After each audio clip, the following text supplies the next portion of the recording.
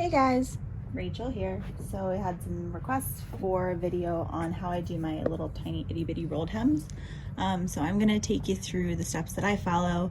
The first step is cutting whatever you're working on. In this case, it's a lightweight linen from Burnley and Trowbridge that will become a cuff ruffle for an 18th century men's shirt that I am making.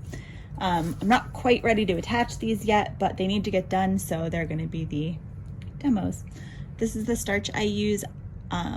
It works well for me. I like to give them just a tiny little, I'm going to move the iron, tiny little bit of, oh, that was a little bit more than I wanted. Okay, spray starch, and then I'll give them a quick press just so that there's some stiffness there and they're not very wobbly, which linen can be for sure.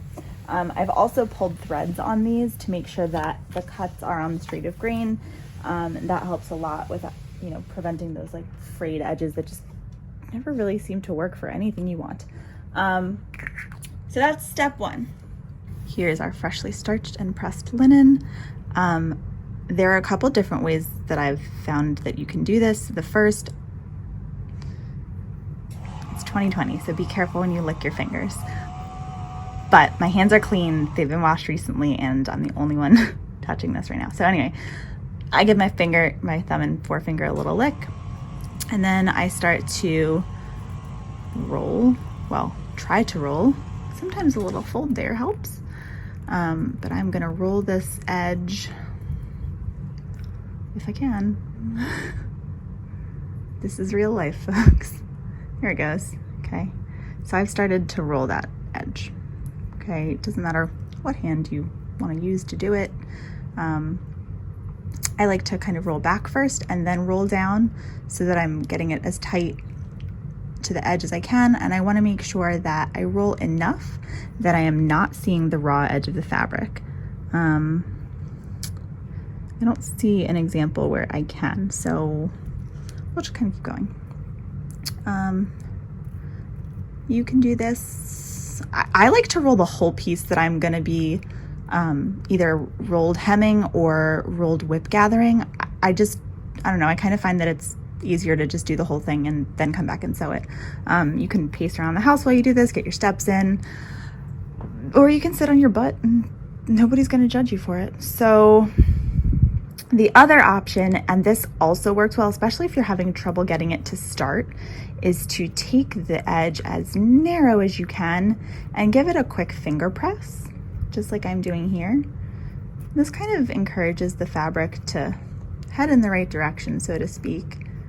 Okay, but I'm not gonna leave that press in there. All I'm gonna do is use it kind of as a gripping point to roll. So I don't know if you can see, that section that I just did is a tiny bit tighter than the one that I did before. So, try them both out, see what you like. I think that the fold, it certainly adds an extra step, but it doesn't take very long, and it really gets you a very nice, very tight hem, okay? So that's how you start. All right, so this spot seems to be working well for filming, so we'll just stay here. I have gone ahead and rolled 3 of the 4 edges on this strip of linen. Once again, this is lightweight linen from Burnley and Trowbridge. It's not perfectly even, and that's okay. This is just to get it kind of pre-rolled so that when I'm actually sewing,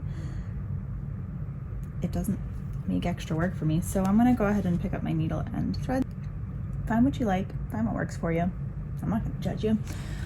Anchoring your thread. I'm gonna guess I'm gonna do this wrong because I'm filming. Take through. I'll take a couple of stitches and pull the tail through accidentally. So just a couple of stitches here.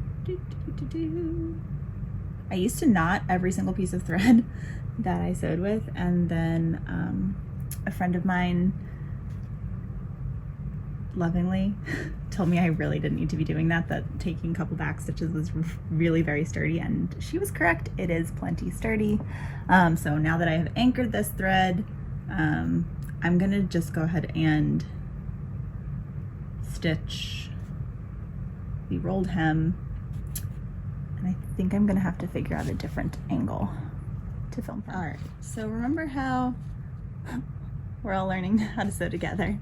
Well, I think I anchored my thread on the wrong end of this because I'm pretty sure that the roll is supposed to be at the bottom. I'm just gonna go ahead and snip that thread tail and see if we can figure it out this way.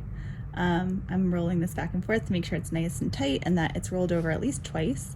And then I am going to catch the tiniest little stitch that I can there and catch the very edge of that roll as well. How are we doing on focus? Hopefully it's still in focus. And that way, I don't know, I kind of like it better this way, maybe, I don't know, we'll find out. My threads, or the stitch size is very small. I usually hold this pretty close to my face because I'm nearsighted and I can count the threads that way. So we're, ouch, stabbing ourselves gently. Doing our best over here. So as you can see, I think it's staying very small and I'm just catching a thread or two and then poking through the very, very edge of the roll, drawing my thread through. I'm kind of making sure that it stays flat because I don't want it to get too curled and weird. And we're just going to do that over and over again till we're done hemming that. I think the trick to this seems to be to make sure that as you go, your hem stays rolled and that you're evening it out as you progress. So you might have noticed that there was a big dip in that little section right there before I just re-rolled it. But because I pre-rolled the edge, it's super easy to just kind of roll it back and forth real quick with my fingers and straighten it all out. So ideally, we like straight lines. You know, it's good to have goals, but that's how I do my rolled hems. And this direction and way of holding the fabric seems to be working just fine for me. I think it might be a little faster if it were the other way. You know, like if I were holding my fabric like this, and then I could kind of sew towards me. I think that's just a tiny bit faster. We'll do that on the other side and see. But yeah, I need to hem 3 sides of this piece of fabric with a rolled hem if I'm gonna do a rolled whip gather. Or I could just show you on this longer side and then not anchor it off and just take it out, which I might do. Because I've already sewed a lot today and my shoulder's hurting a little bit. So, you know, if you haven't already, make sure that you spend some time figuring out an ergonomic position for your sewing so that you're not like twisting yourself into all kinds of weird positions and can do a lot of damage with prolonged static postures like that. It's becoming more and more kind of accepted in how we talk about ergonomics that movement's good. It's good for your body. It's not great to be sitting in the same position for super long periods of time. So figure out something that's comfortable for you and go with that, but be aware of your posture and your position. Like I said, I like to sew up really close to my face, so I have a big pillow that goes on my lap when I'm sewing to raise everything up so that it's not straining my shoulders or elbows or wrists or anything.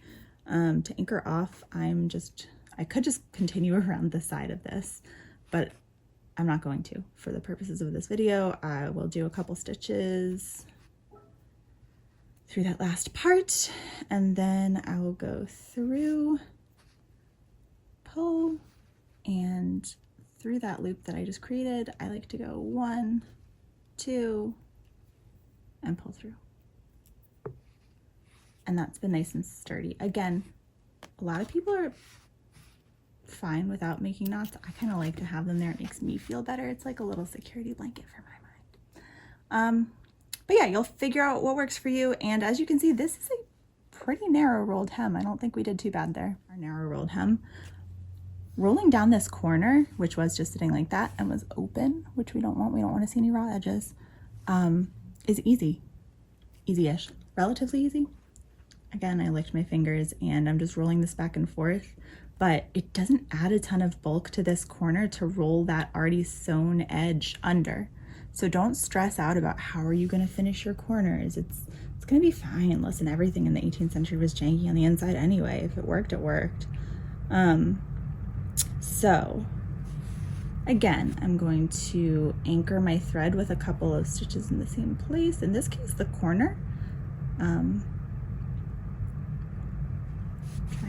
to stay in focus and not stab myself is a challenge.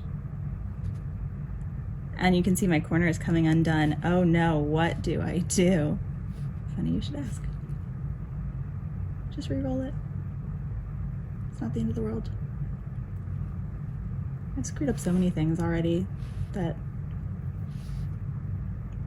it's been good practice for not judging myself. Like, everybody starts somewhere, and I'm a beginner, and that's fine. Okay, so I've got this is gonna be my third stitch to anchor the end. Again, I have pre-rolled the edge of this fabric. I'm gonna make sure it's nice and tight. And so what you guys saw on my Instagram was a picture of me realizing that again, I'm gonna do this the wrong direction, aren't I? Probably.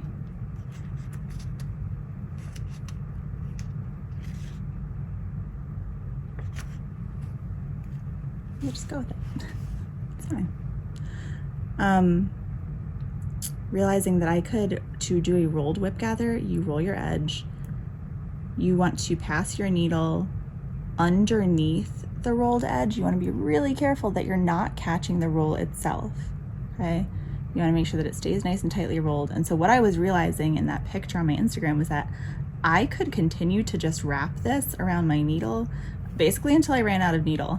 And that saves me. So I just got 1, 2, 3, 4, 5, 6 stitches on here, as opposed to, well, first of all, having to space them evenly is kind of a challenge. So 1 stitch, 2 stitches,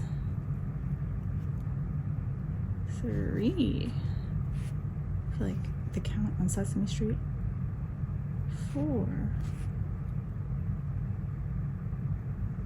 5, and we'll do 6 for continuity's sake. 6.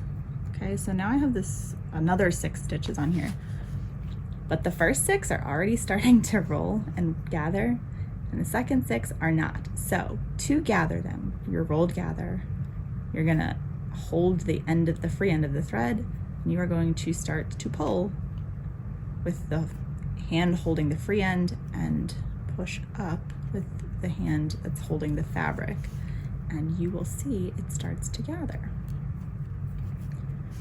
Both of these gathers are fairly small and fairly even. The ones where I'm gonna just call it cheating, even though I don't think there's such a thing as cheating. In this case, these guys are a little bit bigger. The rolls are a little bit larger. These guys are a little bit smaller and arguably tighter. The needle goes in closer to the roll of fabric.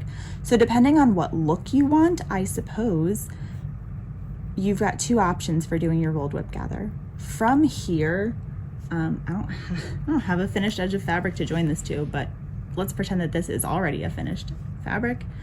You are going to then whip these things together, catching a little bit of your fabric. It'd be good if it was in frame, and the bump of your gathered piece with each pass, so that when you open them, again, this is challenging. I like to sew really close to my face, so that when you open them, they're just butted up against each other. I didn't pull any of this tight because I'm going to try and take it all out. But there we go. So if I snug it up, it's a nice tight join where those stitches are.